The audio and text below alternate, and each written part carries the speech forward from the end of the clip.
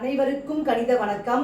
இப்போ பார்க்க போகிறது 6ஆம் வகுப்புக்குரிய கணக்கு முதல் பருவம் இயற்கணிதம்ங்கிற யூனிட்டில் பயிற்சி 2இல் 1ல் 5வது கணக்கை பார்க்க போகிறோம். u என்பது இரட்டை எண் எனில் பின் வருவனவற்றை எவ்வாறு குறிப்பிடுவாய் அப்படின்னு கொஸ்டின் கொடுத்துருக்காங்க. யூங்கிறது என்னது? இரட்டை எண்.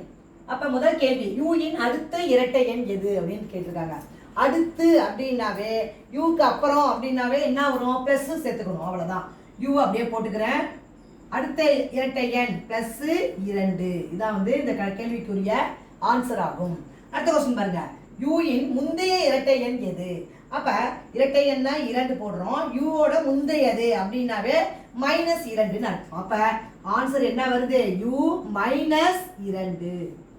முந்தைய அப்படின்னா மைனஸ் போடணும், அடுத்து அப்படின்னா பிளஸ் போட்டு இரட்டை எண்கிறப்ப u +2 u -2 அப்படின்னு எழுதணும். புரிஞ்சுங்களா?